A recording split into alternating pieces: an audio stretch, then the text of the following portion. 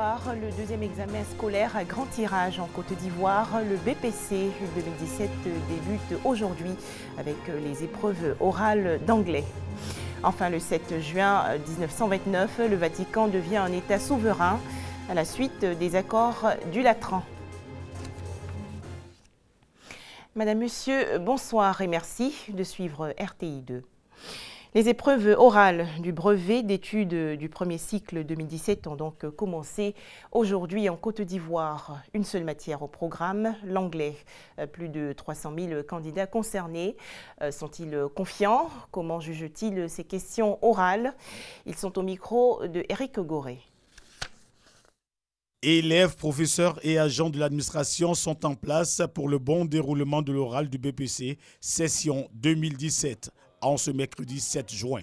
Ici au lycée classique d'Abidjan, aucun dysfonctionnement n'est à signaler. Les agents de sécurité aussi sont présents.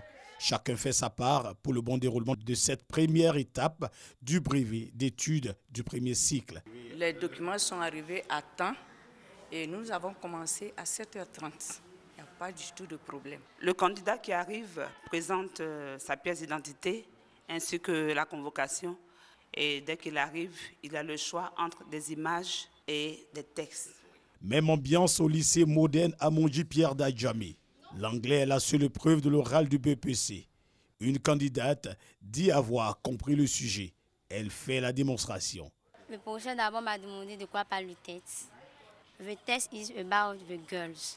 Ça veut dire que le test parle d'une fille. Après, il m'a demandé quelles sont les causes. The girls no go to school. Ce qui veut dire que la fille ne partait pas à l'école. Ceux qui n'ont pas été à la hauteur de cette épreuve d'anglais promettent s'améliorer dans d'autres matières à l'écrit. C'était un peu difficile pour moi parce que les images et les tests m'ont un peu fatiguée. J'espère qu'à l'écrit, je vais bien travailler. Je ne m'intéresse pas en anglais parce que ma matière de base, c'est maths, français. Donc si j'ai mal travaillé en anglais, je vais me rattraper en français ou en maths.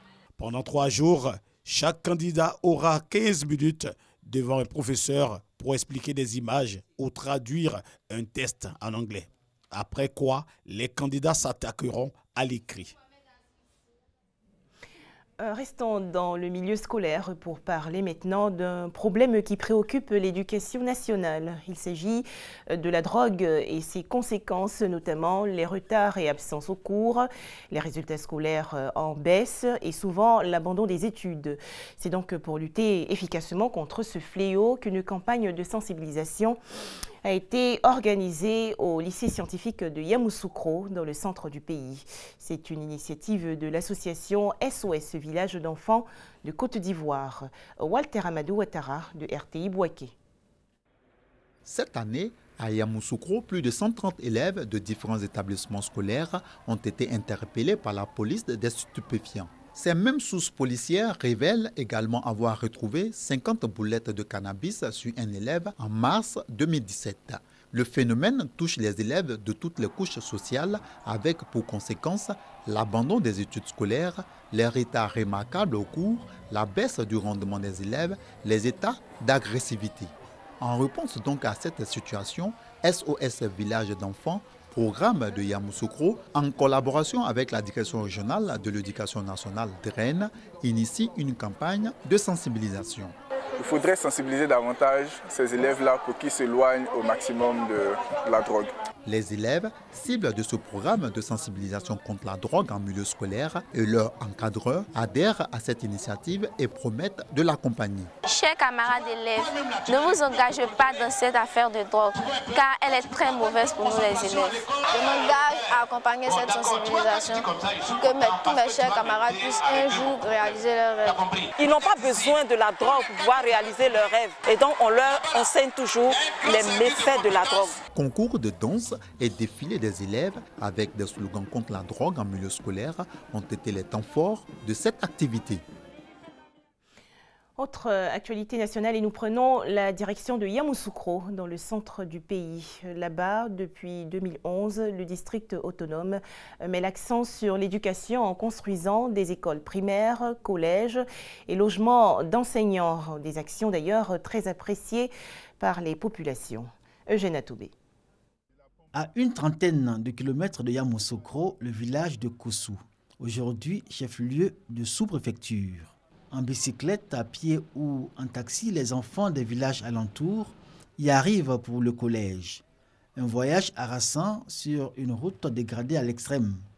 Seul réconfort, la beauté de l'établissement et la proximité de l'école qu'ils fréquentent. Ça permet aux enfants de ne pas aller subir les souffrances de la ville, chercher des tuteurs en un point fini et qu'on n'en trouve pas. Les enfants sont délaissés à eux-mêmes. Un collège à proximité, c'est quelque chose de bien. Notre besoin, c'est la bibliothèque, la salle d'informatique. Les collèges de proximité nous arrangent. Vous voyez, si un enfant de Koussou doit se déplacer jusqu'à Yamoussoukro, vous voyez les frais de transport, les problèmes de logement. Donc nous avons souhaité et nous avons demandé des collèges de proximité. Le collège de Koussou est une réalisation du district autonome de Yamoussoukro. Plus de 400 millions de francs CFA y ont été investis, 5 logements sociaux en voie d'achèvement mis à la disposition du collège de Koussou. Une opération répétée dans le village de Fondi, où l'école primaire du village bénéficie de 2 logements de maîtres déjà achevés et occupés par les enseignants. Nous sommes 6 enseignants ici et les 6 vivent pratiquement en ville. Il a fallu que le district nous aide dans ce sens pour nous ouvrir 2 logements pour que moi, directeur, je puisse habiter ici avec un autre enseignant. Mais il reste encore 4 enseignants. À Labokro, 2 logements de maîtres sont également en construction. Leur achèvement est prévu pour la rentrée scolaire prochaine. Des actions noyées dans le flot de demandes en logement des enseignants. Un bon nombre d'enseignants sont obligés de vivre soit à Yamoussoukro pour revenir ici le matin, avoir cours à 7 heures. Vous voyez que c'est compliqué. Il y en a qui sont obligés de vivre à Boisflé pour arriver ici avant 7 heures pour faire les cours de 7 heures. C'est vraiment difficile. Une situation récurrente dans les localités qui composent le district autonome de Yamoussoukro. Je lance un appel aux cadres et aux populations qui nous aident à les aider. Ce n'est pas en attendant tout du district. Ils peuvent initier une collecte, par exemple, en leur sein, réunir une certaine somme et nous pourrons venir en appui.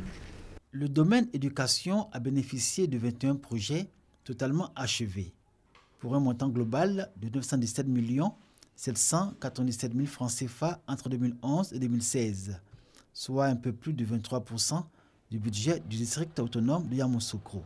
Malgré tout ce qui a été fait, beaucoup reste encore à faire et le gouverneur Augustin Thiam sollicite la participation des populations. Un brevet de technicien supérieur session 2016 en Côte d'Ivoire. Les soutenances des rapports pour l'obtention de l'admission définitive au BTS ont commencé. 33 000 candidats concernés. Des nouvelles sportives à présent avec la finale OASU 2017 de la région de Bouaké. Les établissements scolaires vainqueurs de la saison 2016-2017 de l'Office ivoirien des sports scolaires et universitaires sont connus depuis le 27 mai dernier. Alain Essois et Kader Sogodogo de RTI Bouaké. Finale régionale de l'OASU, saison 2016-2017, Bouaké. Plusieurs équipes issues des établissements primaires et secondaires de la région de Bouaké ont pris d'assaut l'ancien stade. Un rendez-vous qui se veut la messe du sport scolaire régional. L'objectif, c'est d'abord d'amener beaucoup de jeunes à pratiquer le sport. Et comme vous le savez, l'OASU, c'est le vivier même du sport national. Et il y a eu une interruption à un moment donné. Et le gouvernement a donné les moyens pour la restructuration de l'OASU et nous sommes aujourd'hui à même de compétir sur l'ensemble du territoire national. 4 disciplines, le football, le volleyball, le basketball et le handball. 3 catégories, minime, cadet et junior. 16 équipes participantes pour donner une coloration toute particulière à cette célébration sportive. Au tableau des résultats, pour le football, ce sont les équipes de Béomi et du lycée municipal du Bosunkalo de Bouaké qui se sont qualifiées dans les catégories minimes, cadets et juniors. Quant au basketball, au handball Et au volley, ce sont respectivement le collège Ruth Fidèle, l'école primaire publique Belleville Nord et le lycée Jeunes Filles de Boaké qui se sont brillamment qualifiés pour les phases finales nationales. Cette année, au plan national, ils sont 4400 athlètes issus des 31 régions et des 2 districts que compte la Côte d'Ivoire qui prennent part aux compétitions de l'OASU. Hors de chez nous, des recherches en cours dans le sud-est de la Birmanie pour retrouver un avion militaire qui a disparu aujourd'hui des écrans radars. 116 passagers et membres d'équipage étaient à bord. L'armée birmane annonce avoir trouvé en mer des pièces de l'appareil. La France se dote aujourd'hui d'un détachement anti-État islamique. Placé sous l'autorité du président Emmanuel Macron, le Centre national du contre-terrorisme a pour mission, entre autres, de développer, analyser et évaluer afin d'actualiser à tout moment l'état de la menace terroriste. Enfin, l'éphéméride de ce jour nous emmène au Vatican, pays d'Europe, né le 7 juin 1929 à la suite des accords du Latran. Il s'agit du traité par lequel l'Italie a reconnu au Saint-Siège la pleine propriété et l'exclusive souveraineté sur ce territoire enclavé dans la ville de Rome. On en parle avec Ami Koulibaly.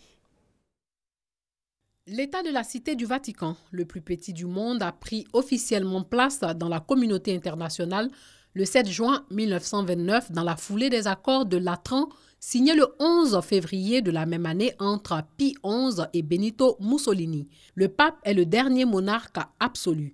Son pouvoir temporel s'exerce d'une manière souveraine et exclusive sur 44 hectares, dont un tiers de jardin, équivalent au tiers de la superficie de la principauté de Monaco. Jusqu'en 1859, son pouvoir s'étendait sur un royaume de 18 000 km² dans l'Italie centrale avec une population de 3 124 688 habitants. En 2014, il compte 921 habitants. C'est l'État le moins peuplé du monde. Le Vatican se compose de 2 entités juridiques distinctes, le Saint-Siège, entité spirituelle, et l'État de la Cité du Vatican, entité temporelle. Le lien entre ces 2 entités est le pape, chef du spirituel et du temporel, disposant du pouvoir absolu, exécutif, législatif et judiciaire. L'État du Vatican est une monarchie absolue de droit divin et élective, dirigée par l'évêque de Rome, c'est-à-dire actuellement le pape François, élu le 13 mars 2013 à la suite de la rénonciation de Benoît XVI, le 28 février de la même année. Les citoyens du Vatican sont les cardinaux, les représentants diplomatiques du Saint-Siège, nonces apostoliques, d'autres religieux et une centaine d'officiers et gardes suisses.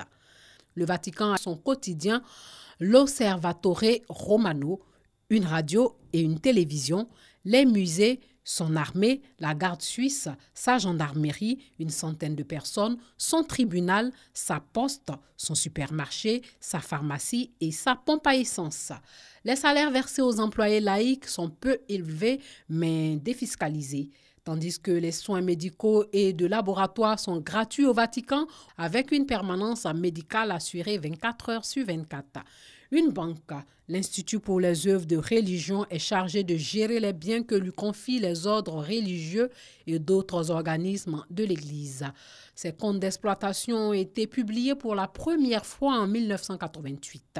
Le total des dépenses était à cette époque de 114 millions de dollars pour un total de recettes de 57 millions.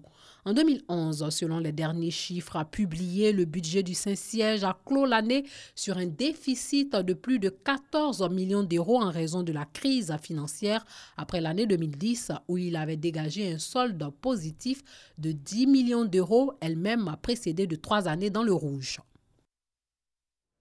Voilà, merci à vous d'être fidèles à RTI2. Merci de nous avoir suivis.